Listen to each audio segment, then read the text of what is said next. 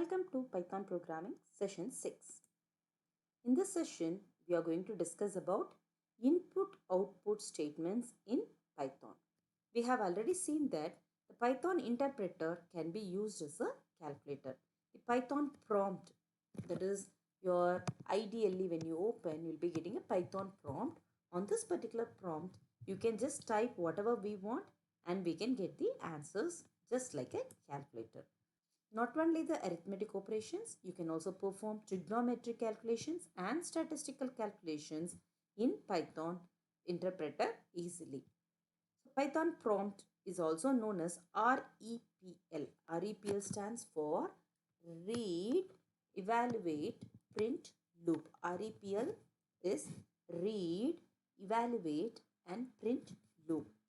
This REPL will show this arrow symbol which is followed by a blinking cursor, and on this cursor you can type whatever we want and we can hit enter to see the results. So like this you can use a Python interpreter as a calculator. Input output functions in Python. Any language, if you consider, you need some input output statements to interact with the system. So here Python also supports some input output function. So the input function, so that is used as an input opening and closing parenthesis. So this you can use to get the input from the user during the runtime. So correspondingly we have a print statement which is used to display the result of the program on the screen after the execution. Consider this example. We have print of welcome to Python programming. So this is our REPL. So in this I am just typing print welcome to Python programming. So that will be printed as it is.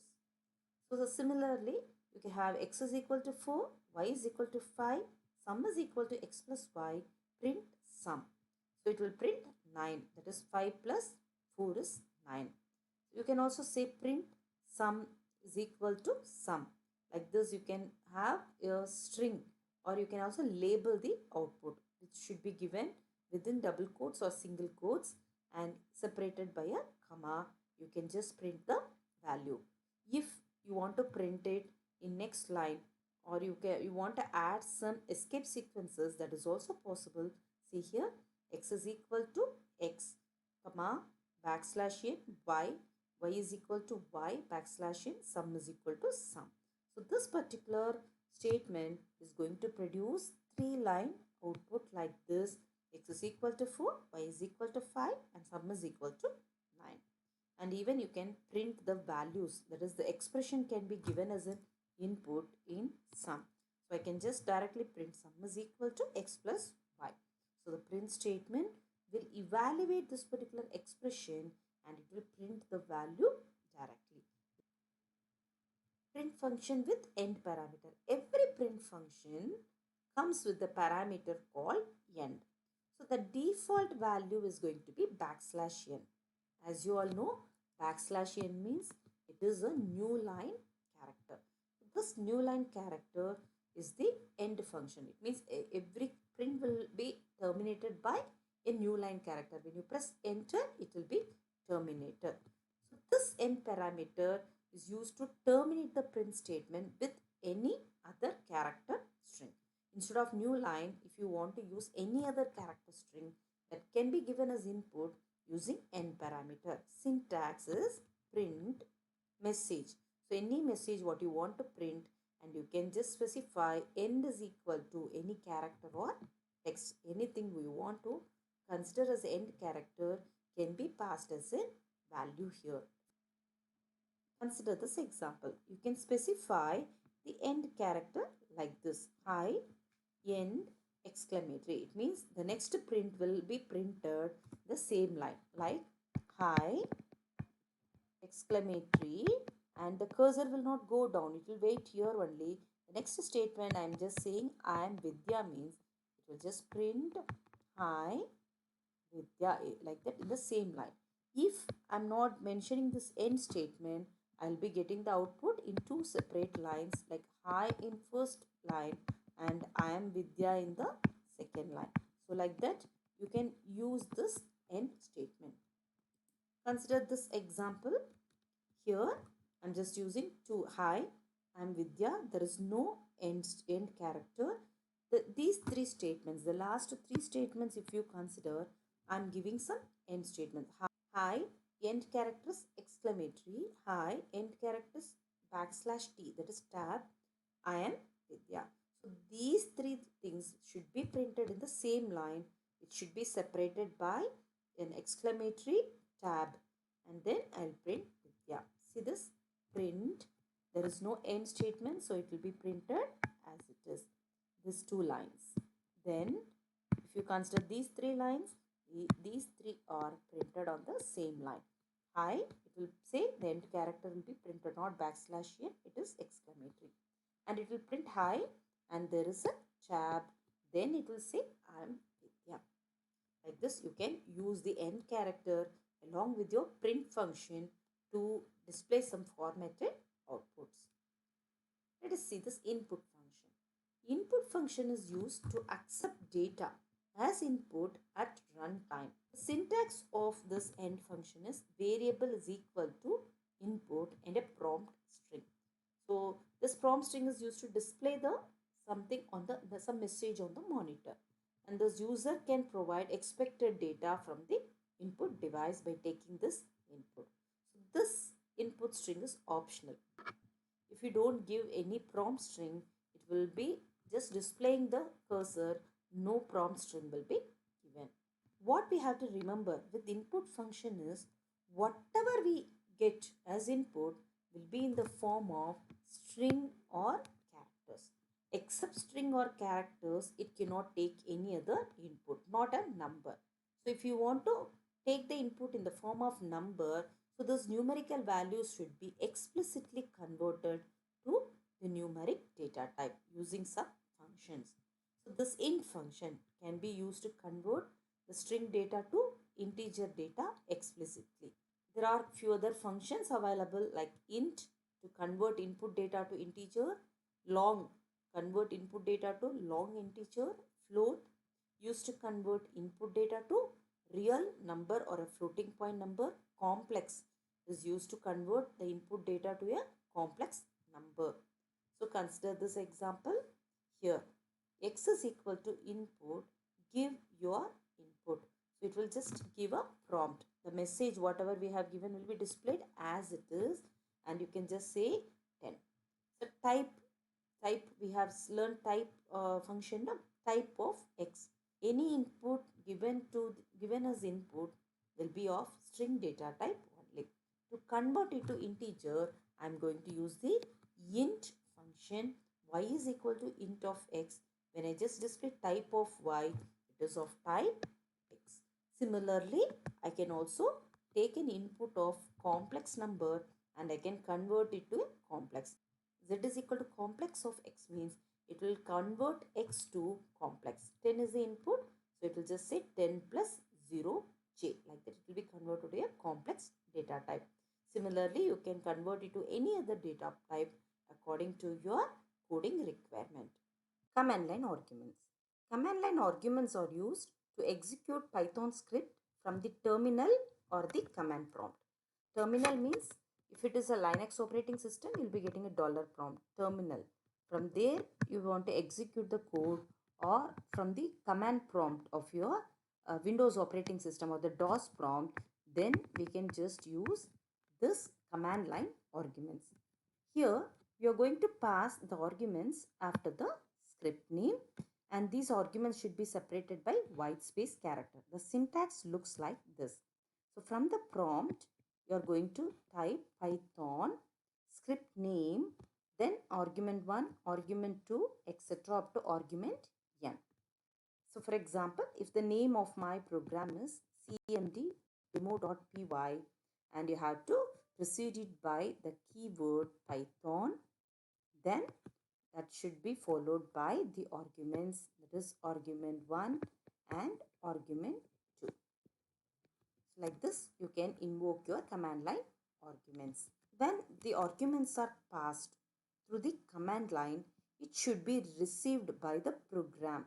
So we must be able to read the arguments from our Python script. So for that, we are going to use a module called sys module. So we have to import the sys module and we are going to read the arguments. So here the sys module, we are going to have an argv variable which is going to store all the command line arguments in the form of a list. This list can be accessed in our program just like our list data structure. Now the script name is also a part of the command line argument. So let us see this example. Import sys. So this is the first step. So we are going to use import sys. Then print number of arguments. So since we said it is a list, you are going to use the len function which will return the length of the list. So sys.argv will print the number of arguments, print argument list. So we are going to print the list by using sys.argv by using str function. Consider your Python IDLE or your Python shell. So now I have just opened a new file and typed this coding. That is import sys, print the number of arguments, length of sys.argv and then print the argument list. Now let me save the program. To run this program, let us go to our command prompt. So from command prompt, I'll just go to my folder. I have just stored my files in f:/python. Insert Python, I have a programs folder. So here I have saved my program cmd_demo.py. So let me execute the program. So what I have to do, Python, this keyword you have to give, and then it should be followed by cmd_demo.py. So imagine this is how we are going to execute any Python program from the command prompt. It is not necessary that you have to use your IDLE and your Python window. Here you can directly store your program in a notepad and you can go and execute the Python by using the command prompt also. So how to execute it? Python space filename.py. Now when I execute, I'll be getting the output like this. That is number of argument is 1 and argument list is cmd_demo.py. It means the name of the script itself will be considered as the first argument. Now if I want to pass some argument, say I want to pass the name of my college. So I say GFGC Barkur Udupi 576210. So now when I press enter, I'll be getting 5 arguments. cmd_demo.py is first one, GFGC second argument, Barkur is third, Udupi is fourth, 576210 is the fifth argument. So this is a list of arguments argv. So the first argument argv of 0 is always the name of the shell script and then the remaining things are the arguments. Like this, you can pass arguments to your program through the command prompt. We call them as command line arguments. Let us learn something somewhat unique or different from other languages. We call it as indentation. What do you mean by indentation? It is the white space or a space or a tab, whatever it may be, to define a program block. So any other languages like C, C++, Java uses curly braces to indicate the block of code. So what do you mean by a block of code? Set of statements given within opening and closing curly braces. We call it as a block of code. So for example, if you want to declare a function or a class, a body of the loop, everywhere you have more than one statement. In that case, we use this curly braces. But these curly braces are not supported by Python. So this is not allowed. Then how to represent the block of statements? We use indentation. Indentation means this is the space or you can say the tab. If we give a set of white space or a tab, that can be used to define a block of statement. All the statements within the block should be written with the same amount of space.